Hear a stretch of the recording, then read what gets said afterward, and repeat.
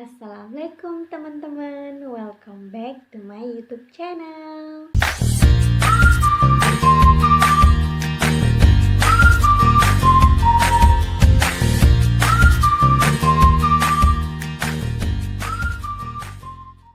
Nah, pada video kali ini saya ditugaskan untuk membuat sebuah video penjelasan tentang pendekatan konseling Bohemian. Nah, video ini dibuat untuk menyelesaikan tugas mata kuliah yaitu BK Keluarga yang diampu oleh dosen Ibu Dr. Farida Aryani MPD dan Ibu Suciani Latif SPD MPD. Baik, sebelum itu perkenalkan nama saya Nur Nabila Saryabidin, saya dari kelas B angkatan 2018 jurusan Psikologi Pendidikan dan Bimbingan Fakultas Ilmu Pendidikan Universitas Negeri Makassar. Baik, untuk mengefisienkan waktu video, langsung saja kita ke video penjelasannya. Assalamualaikum warahmatullahi wabarakatuh. Pada hari ini saya akan menjelaskan tentang pendekatan konseling Bohemian yang diampu oleh Ibu Dr. Farida Aryani MPD dan Ibu Suciani Latif SPD MPD. Baik, langsung saja. Yang pertama itu ada pandangan Bohemian, yaitu keluarga merupakan faktor penting bagi individu, yaitu yang kedua ada family therapy versus family system therapy, yang dimana family therapy yaitu tindakan psikoterapeutik keluarga untuk memperbaiki fungsi psikologisnya.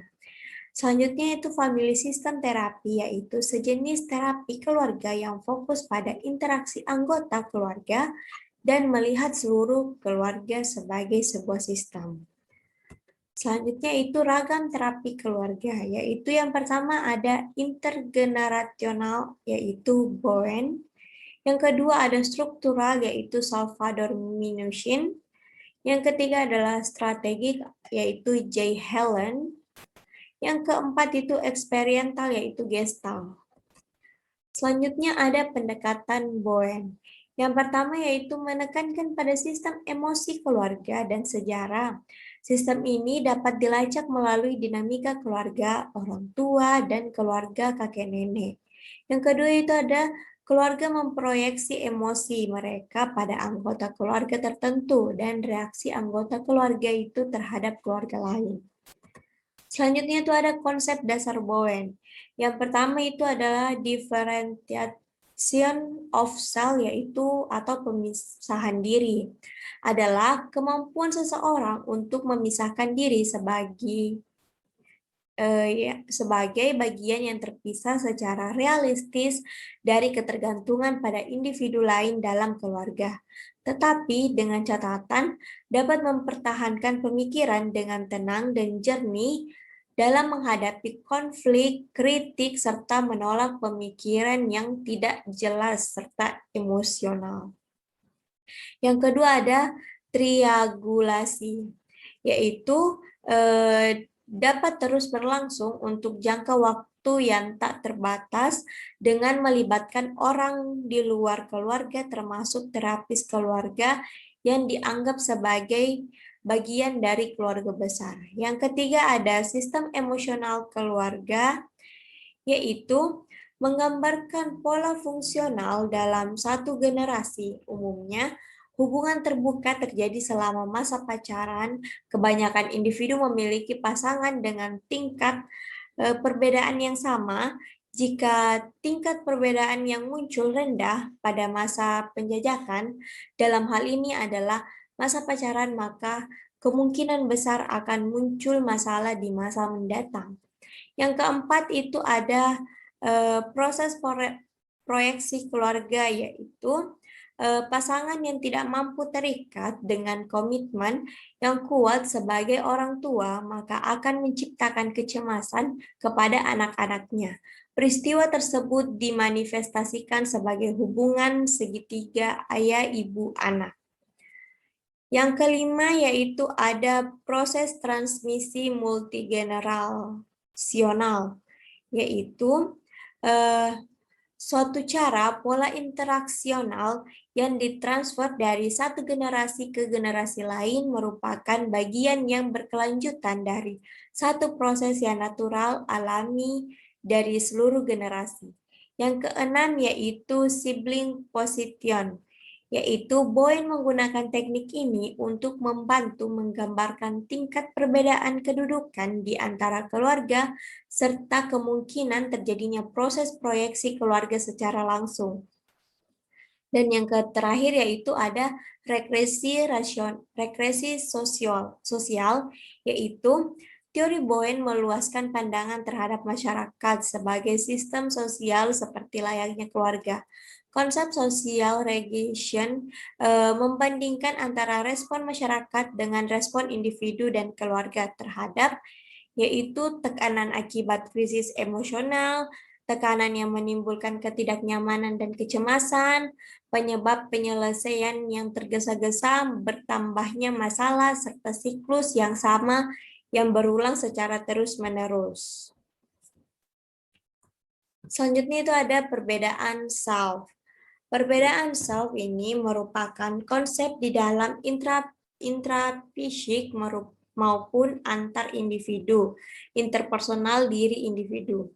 Yang kedua itu ada aspek intrapsikik, merupakan kemampuan untuk memisahkan perasaan dan pikiran. Orang yang mampu membedakannya adalah orang yang tidak dingin atau ia hanya berpikir dan tidak pernah merasa. Selanjutnya itu ada aspek interpersonal, yaitu orang yang tidak mampu membedakan akan bereaksi secara emosional baik positif maupun negatif terhadap orang lain. Selanjutnya yaitu ia memiliki identiti otonom yang terbatas. Selanjutnya yaitu ada orang yang mampu membedakan akan mampu mengambil pendirian berdasarkan prinsipnya. Selanjutnya itu mampu mengembangkan kedekatan tanpa dibentuk orang lain. Selanjutnya itu dalam proses pembedaan dapat meningkatkan tanggung jawab pribadinya. Segitiga Bohemian yaitu yang pertama, semua hubungan yang signifikan secara emosional dibayangi oleh pihak ketiga di dalam termasuk saudara, teman, benda-benda, pekerjaan, dan memori. Hubungan bersifat dinamis, ada siklus kedekatan, segitiga dapat berkembang pada waktu berjauhan. Dalam hubungan, pasangan yang mengalami tekanan akan sering berhubungan dengan orang lain untuk mendapatkan teman atau sekutu. Kadangkala, orang dekat menawarkan dukungan ketika mengalami konflik atau kecemasan. Tujuan konseling yaitu yang pertama menurunkan kecemasan dan memperbaiki gejala-gejala yang timbul. Yang kedua itu meningkatkan setiap partisipasi disesuaikan dengan tingkat pemisahan dirinya dalam rangka meningkatkan adaptasi keluarga sebagai sistem. Metode standarnya adalah 2 orang dewasa ditambah terapis, yaitu peran terapeutiknya adalah sebagai pelatih atau supervisor, minimalkan keterlibatan secara emosional dengan keluarga. Teknik terapis meliputi 1. Mendefinisikan dan mengklarifikasi hubungan antar anggota keluarga. 2. Membantu anggota keluarga mengembangkan hubungan satu-satu dan meminimalkan hubungan segitiga atau triangles dalam sistem. Yang ketiga itu mengajarkan anggota keluarga mengenai fungsi sistem emosional. Dan yang terakhir itu meningkatkan perbedaan dengan mendorong kedudukan sebagai saya atau individu selama mengikuti terapi. Selanjutnya adalah bentuk-bentuk perubahan perilaku menurut Bowen. Yang pertama yaitu perubahan alamiah atau natural change. Yang pertama, perubahan alamiah menurut Cheng. Yang pertama yaitu perilaku manusia selalu berubah di mana sebagian perubahan itu disebabkan karena kejadian alamiah. Apabila dalam masyarakat sekitar terjadi perubahan lingkungan fisik atau sosial budaya dan ekonomi, maka anggota-anggota masyarakat di dalamnya juga akan mengalami perubahannya. Yang kedua yaitu misalnya Bu Ani apabila sakit kepala atau pusing, membuat ramuan daun-daunan yang ada di kebunnya lalu meminumnya. Tetapi karena intensifikasi kebunnya, maka daun-daun untuk obat tersebut terbabat habis diganti dengan tanaman-tanaman untuk bahan makanan. Maka dengan tidak berpikir panjang lebar, bagi Bu Ani berganti minum jamu cap jago yang dapat dibeli di warung. Selanjutnya itu ya perubahan rencana atau planning change, yaitu perubahan perilaku ini terjadi karena memang direncanakan sendiri oleh subjek. Misalnya, Pak Anwar adalah perokok berat, tetapi karena pada suatu saat ia terserang batuk-batuk yang sangat mengganggu, maka ia memutuskan untuk mengurangi merokok sedikit demi sedikit dan akhirnya ia berhenti merokok sama sekali. Selanjutnya yaitu ada kesediaan untuk berubah atau readiness to change, yaitu yang pertama apabila terjadi suatu inovasi atau program-program pembangunan di dalam masyarakat, maka yang sering terjadi adalah sebagai orang sangat cepat untuk menerima inovasi atau perubahan tersebut atau berubah perilakunya. Tetapi sebagian orang lagi sangat lambat untuk menerima inovasi atau perubahan tersebut. Hal ini disebabkan karena pada setiap orang mempunyai kesediaan untuk berubah atau readiness of change yang berbeda-beda. Selanjutnya itu setiap orang di dalam suatu masyarakat mempunyai kesediaan untuk berubah yang berbeda-beda meskipun kondisinya sama. Selanjutnya itu di dalam program-program kesehatan agar diperoleh perubahan perilaku yang sesuai dengan norma-norma kesehatan sangat diperlukan usaha-usaha konkret dan positif.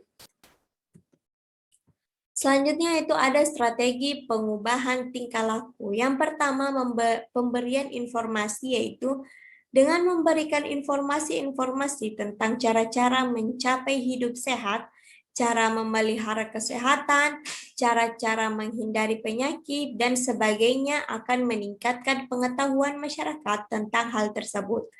Selanjutnya, dengan pengetahuan-pengetahuan itu akan menimbulkan kesadaran mereka dan akhirnya akan menyebabkan orang berperilaku sesuai dengan pengetahuan yang dimilikinya itu. Yang kedua yaitu diskusi dan partisipasi. Cara ini adalah sebagai peningkatan cara yang kedua tersebut di atas, di mana dalam memberikan informasi-informasi tentang kesehatan tidak bersifat searah saja tetapi dua arah. Hal ini berarti bahwa masyarakat tidak hanya pasif menerima informasi tetapi juga harus aktif berpartisipasi melalui diskusi-diskusi tentang informasi yang diterimanya.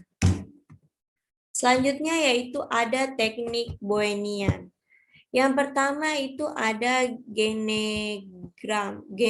genogram, yaitu metode keluarga diagram dan mencakup informasi penting tentang keluarga seperti usia, seks, tanggal pernikahan, kematian, dan lokasi geografis. Genogram tidak hanya memberikan gambaran dari keluarga, tetapi juga mungkin menyarankan pola diferensiasi yang mencapai kembali ke keluarga asal dan di luar. Sebuah genogram memberikan kesempatan untuk mencari pola emosional dalam keluarga masing-masing pasangan sendiri. Yang kedua ada kembali ke rumah, yang ketiga ada dentriangulasi, yaitu menurut Bowen untuk memisahkan bagian-bagian dari segitiga langsung ketika berhadapan dengan masalah keluarga. Ia sering melihat orang tua atau salah satu orang tua Bowen kemudian mencoba dengan menggunakan cara-cara untuk mengembangkan strategi untuk menghadapi dampak dari stres emosional, lalu diidentifikasi dengan anggota keluarga lainnya secara umum. Bowen lebih suka bekerja dengan anggota sehat dari keluarga, orang yang paling dibedakan, sehingga orang yang bisa membuat perubahan di berbagai hubungan keluarga stres. Yang keempat itu ada hubungan orang perorangan, dan yang terakhir itu ada perbedaan self. Oke, baik. Itulah tadi penjelasan mengenai pendekatan konseling Bohemian. Apabila ada kesalahan kata, mohon dimaafkan. Assalamualaikum warahmatullahi wabarakatuh. Nah, itulah tadi video tentang penjelasan pendekatan konseling Bohemian. Apabila ada kesalahan kata, mohon dimaafkan. Wabillahi taufiq wal hidayah. Wassalamualaikum warahmatullahi wabarakatuh. Dah.